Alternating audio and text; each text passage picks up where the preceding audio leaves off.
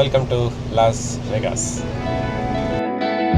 ಅಮೆರಿಕದ ಸುಪ್ರಸಿದ್ಧ ರೂಟ್ 66 ಹೈವೇನ ಹಿಡಿದು ನಾವು ಲಾಸ್ ಏಂಜಲಸ್ ಸಿಟಿಯಿಂದ ಲಾಸ್ ವೆಗಾಸ್ಗೆ ತಲುಪಿದ್ವಿ.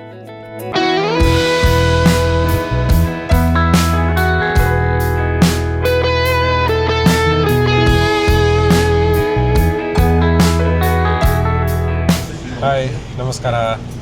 ಹೊಸ ದಿನ ಶುರುವಾಗಿದೆ. ನಾವು ಆ್ಯಕ್ಚುಲಿ ಇವತ್ತು ಲಾಸ್ ವೆಗಾಸಲ್ಲಿದ್ದೀವಿ. ಲಾಸ್ ವೆಗಾಸಲ್ಲಿ ಒಂದು ಬಸ್ಸಲ್ಲಿ ಹತ್ಕೊತೀವಿ. ಬಿಕಾಸ್ ಒಂದು ರೆಸಾರ್ಟಿಂದ ಇನ್ನೊಂದು ರೆಸಾರ್ಟಿಗೆ ಇಲ್ಲಿ ಹೋಗೋಕ್ಕೆ ಬಸ್ಗಳೇ ಹತ್ತಬೇಕು.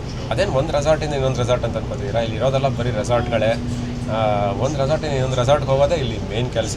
ಅದ್ರ ಜೊತೆಗೆ ಮೇನ್ ಕೆಲಸ ಇನ್ನೊಂದು ಕ್ಯಾಸಿನೋಗಳಲ್ಲಿ ದುಡ್ಡು ಮಾಡೋದು. ಆ ಕೆಲಸ ನಾವು ಎಷ್ಟು ಮಾಡ್ತೀವೋ ನಮ್ಗೆ ಗೊತ್ತಿಲ್ಲ, ಯಾಕಂದರೆ ನಾವು ಗ್ಯಾಮ್ಲಿಂಗ್ ಅಷ್ಟೊಂದು ಪಂಟ್ರಲ್ಲ. ಆದರೆ ರೆಸಾರ್ಟ್ ಹಾಪಿಂಗ್ ಅಂತೂ ಗ್ಯಾರಂಟಿ ಮಾಡೋವಂಥ ಜಾಗ ಇದು ಲಾಸ್ ವೆಗಾಸ್. ಸೊ ಲಾಸ್ ವೆಗಾಸಲ್ಲಿ ಈಗ ಸದ್ಯಕ್ಕೆ ಬೆಳಗ್ಗೆ ಇಲ್ಲಿ ನಡೆಯೋದಲ್ಲ, ರಾತ್ರಿ ಮೇಲೆ ಅಂದರೆ ಕತ್ಲೆ ಆದಮೇಲೆ ಇಲ್ಲಿ ಪ್ರಪಂಚ ಶುರುವಾಗುತ್ತೆ.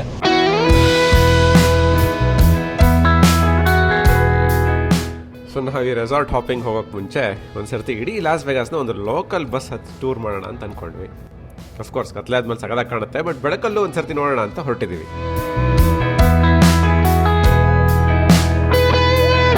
ಈ ಒಂದು ರೋಡಲ್ಲೇ ಆಲ್ಮೋಸ್ಟ್ ಎಲ್ಲ ರೆಸಾರ್ಟ್ಸ್ಗಳು ಇರೋದು. ಈ ರೋಡ್ಗೆ ದ ಸ್ಟ್ರಿಪ್ ಅಂತ ಕರೀತಾರೆ. Loss Vegas strip. ಟ್ರಿಪ್ ಅಲ್ಲ, ಸ್ಟ್ರಿಪ್. ಈ ಬಸ್ಸಿಂದ ಅಂತೂ ತುಂಬ ಚೆನ್ನಾಗಿ ವ್ಯೂಸ್ಗಳು ಕಾಣಿಸ್ತಿದೆ, ಯಾಕಂದರೆ ನಮಗೆ ಮುಂದ್ಗಡೆ ಸೀಟ್ ಸಿಕ್ಬಿಟ್ಟಿದೆ ಡಬಲ್ ಡೆಕ್ಕರ್ ಬಸ್ಸಲ್ಲಿ. ಆಲ್ಮೋಸ್ಟ್ ಎಲ್ಲ ರೆಸಾರ್ಟ್ಸ್ಗಳು ಇಲ್ಲಿಂದ ಕಾಣಿಸ್ಬಿಡ್ತೀವಿ ನಮಗೆ. ಇವಾಗ ಎಲ್ಲದರದ್ದು ಆಚೆ ಕಡೆ ನೋಡ್ಕೊಂಡ್ಬಿಟ್ವಿ. ಸೊ ನಮಗೆ ಕರೆಕ್ಟಾಗಿ ಐಡಿಯಾ ಬಂದುಬಿಟ್ಟಿದೆ ನೆಕ್ಸ್ಟ್ ಎಲ್ಲೆಲ್ಲಿಗೆ ಹೋಗ್ಬೇಕು ನಾವು. ಈ ಬಸ್ ಇಳಿದ್ಮೇಲೆ ಒಂದೊಂದು ರೆಸಾರ್ಟ್ಗಳಿಗೂ ಹೇಗೆ ಹಾಪ್ ಮಾಡಬೇಕು ಅನ್ನೋದು ಆಲ್ರೆಡಿ ತಲೆಯಲ್ಲಿ ಒಂದು ಮ್ಯಾಪ್ ರೆಡಿ ಆಗ್ತಾ ಇದೆ. ಎಷ್ಟಿದೆ ರೆಸಾರ್ಟ್ಸು, ಯಪ್ಪ ಸಿಕ್ಕಾಪಟ್ಟೆ ಇದೆ. ಆ ಒಂದೊಂದು ರೆಸಾರ್ಟು ನಿಮಗೆ ತೋರ್ಸೋಕ್ಕೆ ಕಾಯ್ತಾ ಇದ್ದೀನಿ. ಓಕೆ ಸಾಕು, ಈಗ ಇಳಿಯೋಣ, ಒಂದು ರೆಸಾರ್ಟ್ ಮಾಡೋಕ್ಕೆ ನುಗ್ಗೋಣ. ಸೊ ಬಸ್ಸಲ್ಲಿ ಹಾಗೆ ಪ್ರಯಾಣ ಮಾಡ್ಕೊಂಬಂದು ಎಲ್ಲ ರೆಸಾರ್ಟ್ಸ್ಗಳನ್ನ ನೋಡಿದ್ಮೇಲೆ ಒಂದೊಂದೇ ರೆಸಾರ್ಟ್ ಹಾಪಿಂಗ್ ಮಾಡೋಣ ಅಂತ ಇಳ್ಕೊಂಡ್ವಿ. ಅಂದರೆ ಲಾಸ್ ವೆಗಾಸಲ್ಲಿ ಮೇಯ್ನಾಗಿರೋದೇ ಈ ಥರ ರೆಸಾರ್ಟ್ಸು. ಆ ರೆಸಾರ್ಟ್ಸ್ಗಳಲ್ಲಿ ಕ್ಯಾಸಿನೋಸ್ ಇರುತ್ತೆ.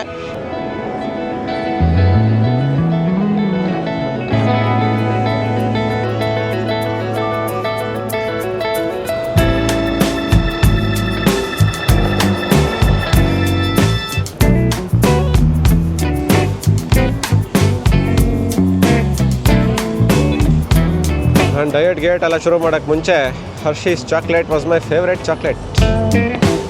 ಈಗಲೂ ಫೇವ್ರೇಟೇ ಬಿಡಿ, ಕೊಟ್ಟರೆ ತಿಂತೀನಿ.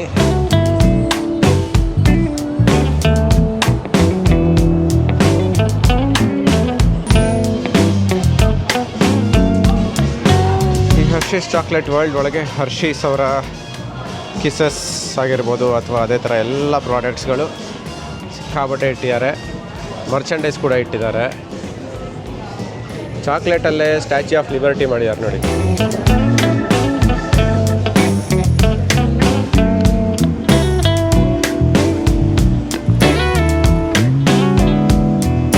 ಜೋರಾಗಿ ಯಾವ ರೆಸಾರ್ಟ್ಗೆ ಹೋಗ್ತಾ ಇರೋದು ನೀನೀಗ? ನ್ಯೂಯಾರ್ಕಾ? ಎರಡೆರಡು ಸಲ ಬರ್ದಿದ್ದಾರೆ ನ್ಯೂಯಾರ್ಕ್ ಅಂತ. ಯಾಕೆ?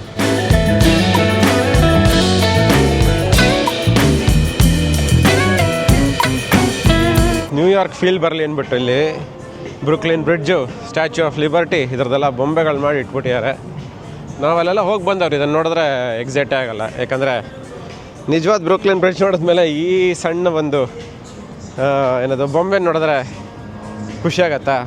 ಇಲ್ಲ, ಏನೋ ಅದು ನೋಡದೆ ಇಲ್ಲಿ ಬಂದರೆ ಖುಷಿ ಆಗ್ಬೋದೇನೋ. ನೋಡಿ ನಿಮ್ಗೆ ತೋರಿಸ್ತೀನಿ.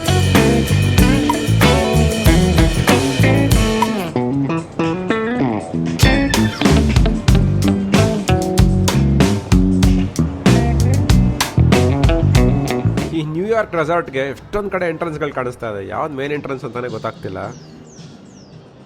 ಈ ರೋಡ್ಗಳು ನೋಡಿ ಎಷ್ಟು ಚೆನ್ನಾಗಿ ಮೇಂಟೈನ್ ಮಾಡಿದ್ದಾರೆ ಅಂತ ಲಾಸ್ ವೆಗಾಸ್ ಟ್ರಿಪ್ಪಲ್ಲಿ.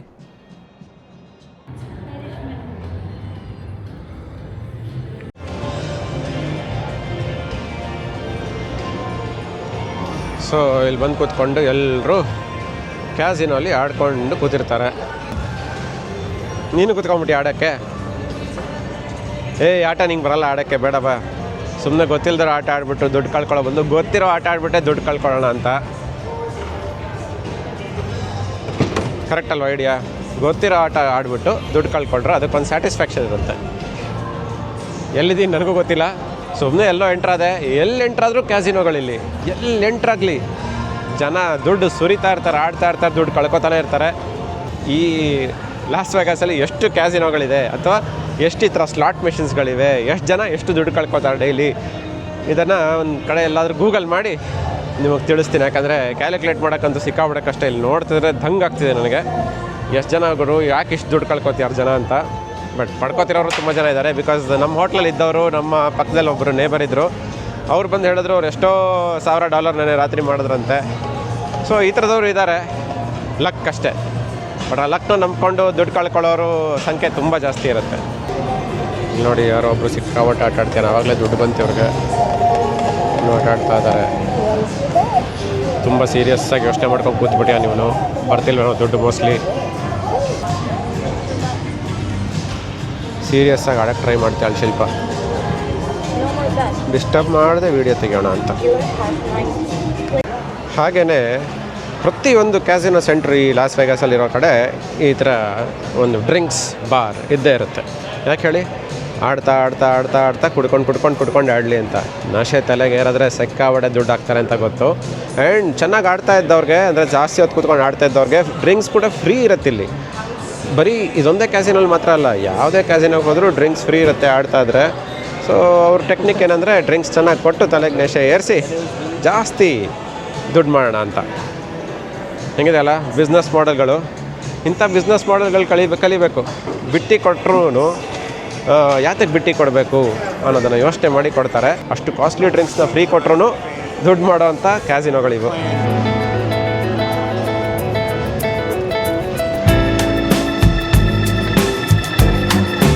ಇಲ್ಲಿ ನೋಡಿ, ಇಡೀ ಸ್ಟ್ರೀಟ್ ಥರ ಎಲ್ಲ ಮಾಡಿಟ್ಬಿಟ್ಟಾರೆ. ನ್ಯೂಯಾರ್ಕ್ ಸ್ಟ್ರೀಟ್ ಥರ ಮಾಡಿಬಿಟ್ಟು ಎಲ್ಲ ಅಂಗಡಿಗಳು ಇಟ್ಬಿಟ್ಟಿದ್ದಾರೆ.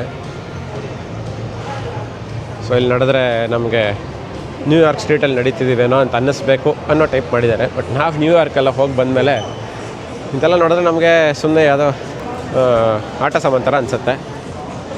ಆದರೂ ಒಂಥರ ಚೆನ್ನಾಗಿ ಮಾಡ್ಯಾರಲ್ಲ ಇಂಡೋರಲ್ಲಿ. ನ್ಯೂಯಾರ್ಕ್ ಬಿಲ್ಡಿಂಗ್ಸ್ ಇದ್ದಂಗೆ ನೋಡಿ, ಅದೇ ಥರ buildings.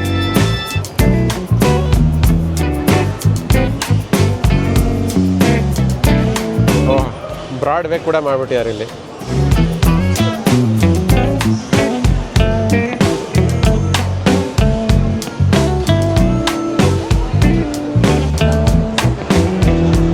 Full time square hot dogs ಅಂತೆ.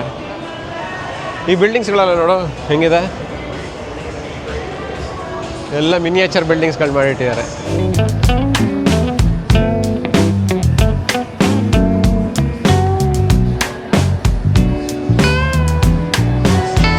ಸ್ಟ್ರೀಟ್ಸ್ ಥರ ಮಾಡಿದ್ದಾರೆ ನ್ಯೂಯಾರ್ಕಲ್ಲಿ ಇದ್ದಂಗೆ.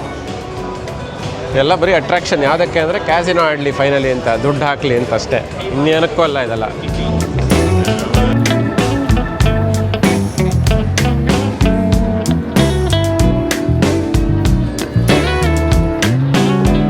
ನಾವು ಇವ್ರ ಕ್ಯಾಸಿನೋ ಅಲ್ಲಿ ದುಡ್ಡು ಹಾಕ್ದೇ ಸುಮ್ಮನೆ ಬಂದು ನ್ಯೂಯಾರ್ಕ್ ಹೆಂಗಿದೆ ಅಂತ ನೋಡೋಕ್ಕೆ ಬಂದಿರೋಂಗಿದೆ.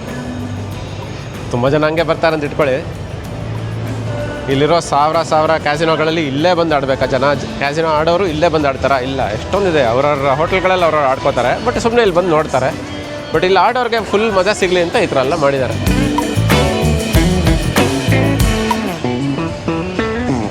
ಇಲ್ಲಿ ಬಂದರೆ ಮತ್ತೆ ಕ್ಯಾಸಿನೋಸ್ ನೋಡಿ ಶುರುವಾಯ್ತು. ಮತ್ತೆ ಎಲ್ಲಿ ಹೋದ್ರು, ಯಾವ ಕಡೆ ತಿರುಗಿದ್ರು ಅದೇ ಸ್ಲಾಟ್ ಮೆಷಿನ್ಸ್, ದುಡ್ಡು ಹಾಕ್ಕೊಂಡು ಆಡ್ತಾ ಇರ್ತಾರೆ ಜನ. ಈ ಸ್ಲಾಟ್ ಮೆಷಿನ್ಗಳ ಜೊತೆ ಇನ್ನೊಂದು ಇಲ್ಲಿ ತುಂಬ ಪಾಪ್ಯುಲರ್ ಅಂದರೆ ಸ್ಪೋರ್ಟ್ಸ್ ಬೆಟ್ಟಿಂಗ್. ಅದಕ್ಕೆ ಸ್ಪೋರ್ಟ್ಸ್ ಚಾನಲ್ಸ್ಗಳನ್ನು ಎಷ್ಟು ಆನ್ ಮಾಡಿಟ್ಟಿದ್ದಾರೆ ನೋಡಿ ಒಟ್ಟಿಗೆ. ಇಲ್ಲಿ ನೋಡಿ, ಇಳಿಯೋಕ್ಕೆ ಹತ್ತಕ್ಕೆ ಸುಸ್ತಾಗದಿರಲಿ ಅಂತ ಒಂದೊಂದು ಕಡೆನೂ ನಮಗೆ ಎಸ್ಕಲೇಟರ್ಸ್ಗಳು ಕೊಟ್ಬಿಟ್ಟಿದ್ದಾರೆ. ಬಟ್ ಸಿಕ್ಕಾಪಟ್ಟೆ ಬಿಸಿಲು ಅಷ್ಟೇ. ಬಟ್ ಇಲ್ಲಿ ನೋಡಿ, ಸ್ಟ್ಯಾಚ್ಯೂ ಆಫ್ ಲಿಬರ್ಟಿನ ನಿಲ್ಲಿಸ್ಬಿಟ್ಟಿದ್ದಾರೆ. ಸ್ಟ್ಯಾಚ್ಯೂ ಆಫ್ ಲಿಬರ್ಟಿ ನೋಡಿ ಎಷ್ಟು ರಿಯಲಿಸ್ಟಿಕ್ ಆಗಿ ಮಾಡಿದ್ದಾರೆ.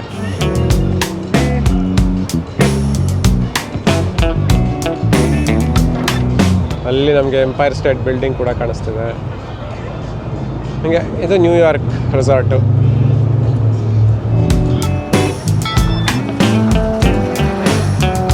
ನಿಮ್ಗೆ ಅಲ್ಲಿ ಕಾಣಿಸ್ತಿದೆಯಲ್ಲ, ಅದು ಕೂಡ ಒಂದು ರೆಸಾರ್ಟ್. ಅದರ ಹೆಸರು ಎಕ್ಸ್ಕ್ಯಾಲಿಬರ್ ಅನ್ಸುತ್ತೆ. ಒಳ್ಳೆ ಕ್ಯಾಸಲ್ ಇದ್ದಂಗೆ ಇದೆ ನೋಡಿ, ಎಷ್ಟು ಬ್ಯೂಟಿಫುಲ್ ಆಗಿದೆ ನೋಡೋಕ್ಕೆ, ಕಲರ್ ಆಗಿ. ಲಾಸ್ ವೆಗಾಸಲ್ಲಿ ನ್ಯೂಯಾರ್ಕ್ ರೆಸಾರ್ಟು ನಮ್ಮ ಮೊದಲನೇ ರೆಸಾರ್ಟ್ ಆಗಿತ್ತು. ಮುಂದಿನ ವಿಡಿಯೋದಲ್ಲಿ ರೆಸಾರ್ಟ್ ಹಾಪಿಂಗ್ನ ಕಂಟಿನ್ಯೂ ಮಾಡೋಣ, ಮತ್ತಷ್ಟು ರೆಸಾರ್ಟ್ಸ್ಗಳಿಗೆ ನುಗ್ಗೋಣ. ಅಲ್ಲಿವರೆಗೂ ಸಿ ಯು.